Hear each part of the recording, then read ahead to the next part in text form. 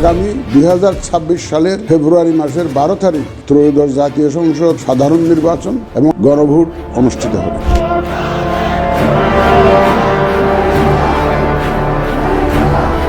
12 ফেব্রুয়ারি 2026।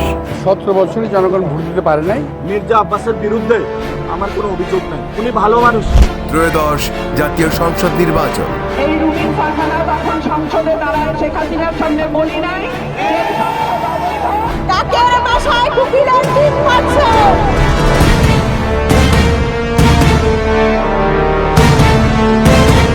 সেই সাথে গণভোট। যে কোনো মূল্যে 12ই ফেব্রুয়ারি নির্বাচন অনুষ্ঠিত হোক, এটা চাই। 12 তারিখে বিপুল পরিমাণ ভোটে আমরা এখানে জয়যুক্ত হব। আমি এই এলাকার সন্তান, আপনাদেরই সন্তান। ফুলের বাগান হিসাবে আমরা সাজানোর চেষ্টা করব ইনশাআল্লাহ। হেঁটে সিল দিলে নতুন বাংলাদেশ গড়ার দরজা খুলে যাবে। নির্বাচনের সব খবর দেশকাল নিউজে।